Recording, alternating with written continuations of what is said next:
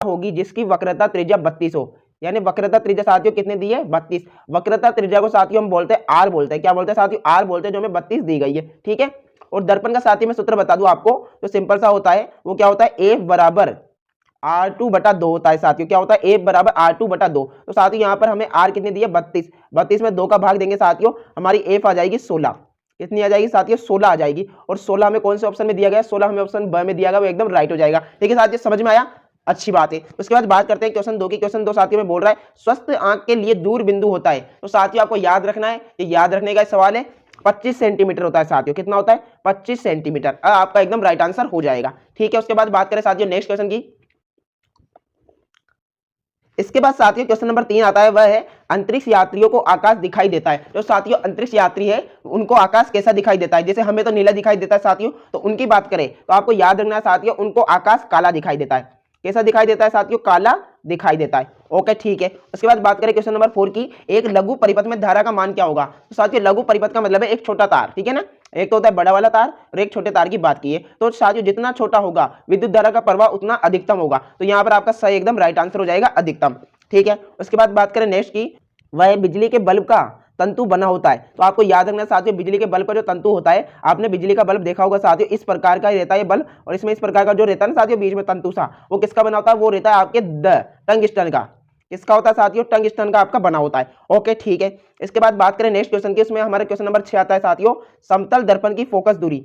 समतल दर्पण की जो फोकस दूरी है साथियों, यानी कि हमारा समतल दर्पण होता है, इसकी जो हमें फोकस दूरी बतानी है साथियों, तो इसकी फोकस दूरी आप याद रखिए साथियों, इसकी फोकस दूरी होती है अनंत, क्या होती है साथियों अनंत होती है, ठीक है। आशा करता हूं आपको सारे क्वेश्चन अच्छे से समझ आ रहे होंगे साथियों। कोई भी दिक्कत है कमेंट बॉक्स में बेझिझक पूछ सकते हैं, ये आपका अपना चैनल है, हम आपके लिए निरंतर मेहनत करते रहेंगे और अच्छे से अच्छे प्रश्न बैंक वीडियो सभी समय पर लाते रहेंगे साथियों। इसलिए चैनल को सब्सक्राइब करके बेल आइकन को प्रेस कर ले ताकि समय पर वीडियो मिल सके, ठीक है साथियों।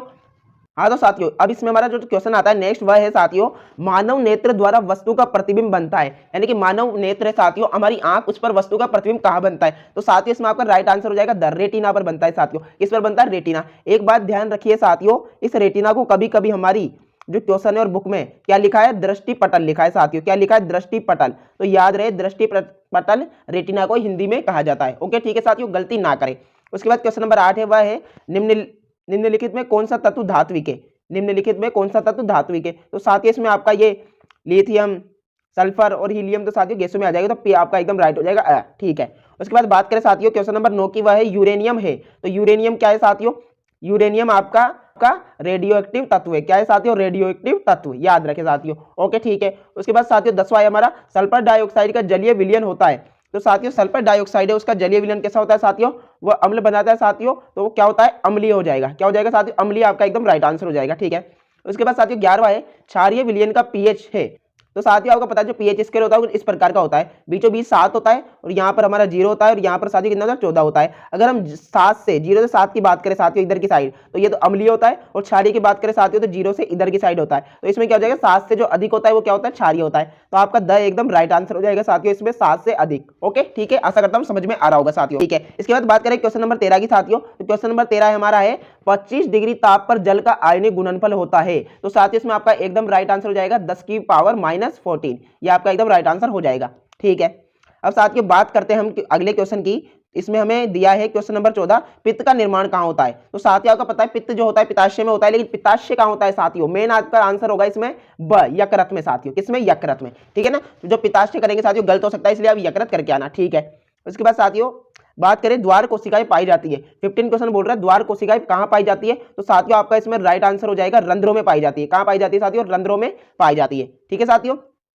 उसके बाद बात करें साथियों क्वेश्चन नंबर 16 की, क्वेश्चन नंबर 16 बोल रहा है प्रचलित ऊर्जा से ऊर्जा ग्रह कहलाता है। तो साथियों आपको पता है जो ऊर्जा ग्रह यानी शक्ति ग्रह एक ही नाम है साथियों, वो किससे कहा जाता है, वो कहा जाता है माइटोकॉन्ड्रिया को, किसको कहा जाता है माइटोकॉन्ड्रिया को, ओके आप याद रखें, काफी बार ये प्रश्न पूछा गया है, आपको याद भी रखना है साथियों। उसके बाद है एक अणु ग्लूकोज के पूर्ण ऑक्सीजन के कितने एटीपी अणु प्राप्त होते हैं। तो साथियों एटीपी जिन बच्चों को पता नहीं है बता दूं साथियों ऊर्जा का एक क्या होता है गुण होता है यानी मात्रक होता है, ठीक है साथियों, एक प्रकार की ऊर्जा है साथियों एटीपी। तो साथियों इसमें आपका राइट आंसर हो जाएगा 38 अणु, कितने साथियों 38 अणु आपका एकदम राइट आंसर हो जाएगा। उसके बाद बात करें साथियों क्वेश्चन नंबर 18, क्वेश्चन नंबर 18 में बोल रहा है पादपों में जाइलम का कार्य क्या होता है। तो साथियों आपको पता है जाइलम है यानी जल इसमें नाम आ रहा है, अब याद रखते हो जल का संवहन करता है, किसका साथियों, जल का। ओके ठीक है साथियों, अगर आपने यहाँ तक वीडियो देख लिया ना तो लास्ट तक भी देख ले, क्योंकि काफी ज्यादा आगे इंपोर्टेंट सवाल आने वाले हैं, और ये भी आप देख रहे हो तो आपको लग रहा होगा ये तो बहुत अच्छे सवाल है। ओके ठीक है साथियों, एग्जाम में कुछ भी आ सकता है, इसलिए आपको तैयारी अच्छे तरीके से करनी है।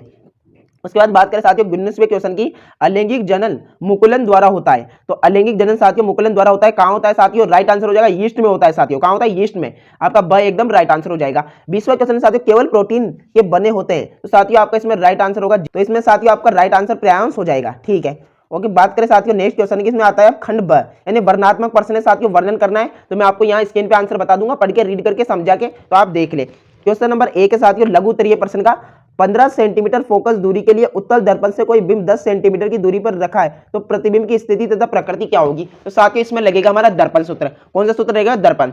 आप स्क्रीन पे देखिए साथियों, और मैं आपको इसको समझाता हूं। यहाँ पर लिखा है बिंब से दर्पण की दूरी, जिसे हम क्या मानेंगे साथियों, यू मानेंगे, जो कि -10 हो जाएगा साथियों, क्योंकि आपने जब परिपाटी देखी होगी साथियों तो इसमें बताया होगा कहाँ माइनस होता है कहाँ प्लस होता है। ठीक है, और उत्तल दर्पण की फोकस दूरी क्या हो जाएगी साथियों, ये प्लस का हो जाएगा साथियों, क्योंकि इधर की साइड हमारा प्लस ही रहता है ना। ठीक है साथियों ओके, फिर प्रतिबिंब की दर्पण से दूरी हमें v निकालनी है साथियों, तो जब हम गोलीय दर्पण का सूत्र है साथियों 1/a बराबर 1/v प्लस 1/u से, तो साथियों हम क्या करेंगे, यहाँ पर इसको 1/v को यही छोड़ेंगे, और 1/u है साथियों, इसको इधर ले जाएंगे, पक्षांतरण कर देंगे, तो 1/v बराबर हमारा इस प्रकार से ये जो है इस प्रकार का फॉर्मूला निकल आएगा साथियों। फिर हम यहाँ पर मान रख देंगे साथियों 1/15 और 1/10, और फिर साथियों सोल्व करेंगे इस प्रकार से, तो 5/30 प्राप्त होगा, जो कि हमें सोल्व करने में क्या होगा 1/6 होगा साथियों। इसका उल्टा करेंगे पक्षांतर, तो हमारे पास 6 क्या आ जाएगा, आंसर हो जाएगा साथियों, राइट। ठीक है, तो इस प्रकार से आप ये लिख सकते हैं, यहाँ पे बता दूं मैं आपको। ठीक है ओके, अब बात करते हैं नेक्स्ट क्वेश्चन की।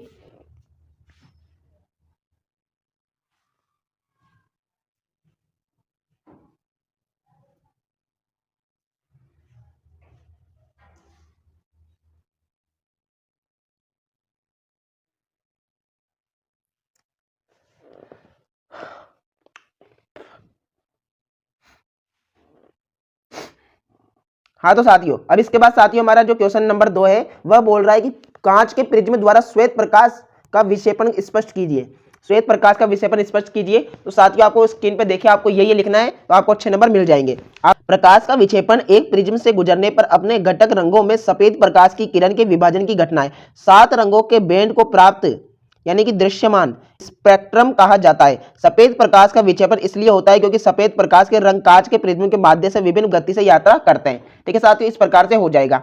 ओके ठीक है साथियों, मैं आपको मेन पॉइंट बता रहा हूं अभी तो। ठीक है, फिर आप इसके बारे में डिटेल से लिख सकते हैं जो आपको पता है। ओके, इसके बाद क्वेश्चन नंबर 3 है साथियों, प्रकाश का परावर्तन क्या है, परावर्तन के नियमों का उल्लेख कीजिए। तो स्क्रीन पे देखिए साथियों आप, तो साथियों आप इसके आंसर में लिखेंगे, सबसे पहले परिभाषा लिखेंगे साथियों, उच्च कोटि की पॉलिश किया हुआ पृष्ठ जैसे कि दर्पण अपने पर पड़ने वाले अधिकांश प्रकाश को परावर्तित कर देता है। कैसे करता है साथियों, मान लीजिए कोई दर्पण है, इस प्रकार को रेखा आएगी तो ये क्या कर देगा, इधर की साइड भेज देगा, यानी इधर से आई और इधर चली जाएगी, इस प्रकार से परावर्तन कर देता है साथियों। अब प्रकाश के परावर्तन के नियम समझे साथियों, तो पहला नियम क्या है साथियों, आपतन कोण परावर्तन कोण के बराबर होता है। मतलब साथियों अगर मैं इनके बीच एक अभिलंब खींचूं तो ये वाला जो कोण होगा साथियों, ये वाला वो होता है कोण आई, जिसे हम क्या बोलते हैं, आपतन कोण, और इधर वाला जो कोण होता है साथियों होता है कोण आर, जिसे हम बोलते हैं परावर्तन कोण। ये क्या होता है, आपस में बराबर होता है साथियों, क्या होते हैं, बराबर होता है।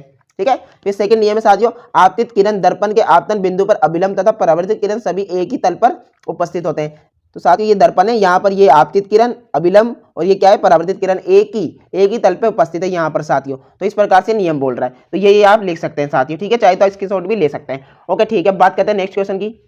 इसके बाद साथियों में क्वेश्चन नंबर 4 बोल रहा है कि ओम का नियम क्या है, इसके सत्यापन के लिए आवश्यक प्रयोग का वर्णन परिपथ आरेख बनाकर कीजिए। ओके ठीक है साथियों, तो हमें इस प्रकार से सोल्व कर लेना है। तो साथियों आप इसमें लिखेंगे, ओम के नियम के अनुसार यदि ताप आदि भौतिक अवस्थाएं नियत रखी जाए तो किसी प्रतिरोध या अन्य ओमिट युक्ति के सिरों के बीच उत्पन्न विभवांतर उसमें प्रवाहित धारा के समानुपाती होता है। आर को युक्ति का प्रतिरोध कहा जाता है, इसका एक मात्रक ओम है। ठीक है साथियों, ये आप आंसर लिख देंगे। अगर आपको और भी इसकी डिटेल पता है तो आप इसमें लिख सकते हैं साथियों। इसका जो चित्र में आपको स्क्रीन में बता देता हूं, आप इस प्रकार का चित्र बना सकते हैं। ओके, परिपथ बना सकते हैं।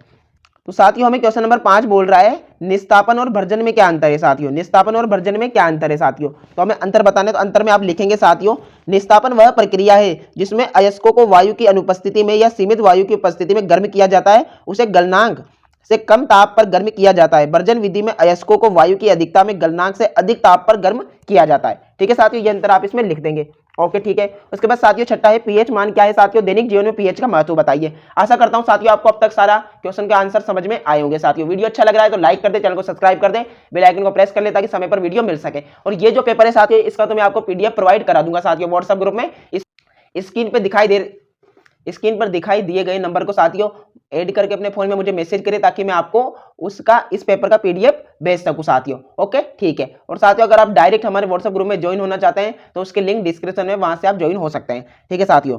तो पीएच मान क्या है, दैनिक जीवन में पीएच का महत्व। तो इसमें लिखेंगे साथियों आप, हमारे रक्त, आंसुओं, लार आदि का पीएच लगभग 7.4 होता है। यदि यह 7.0 से कम हो जाता है या 7.8 से बढ़ जाता है तो जीवन असंभव सा हो जाता है। वर्षा के जल का पीएच का मान जब 7 से कम और होकर 5.6 हो जाता है तो अम्लीय वर्षा कहते हैं। तो इसके उपयोग आ गए और पीएच का महत्व बता दी कि अम्लीय क्षारीय को बताने का एक प्रकार का सूचक का कार्य करता है। ठीक है साथियों। तो इस प्रकार से इसमें थोड़े बहुत क्वेश्चन और बचे साथियों जिनका भी हम आंसर आपको बता देंगे। ठीक है ओके ठीक है। तो साथियों वीडियो भी काफी लंबा हो चुका है। अगर इसमें आपको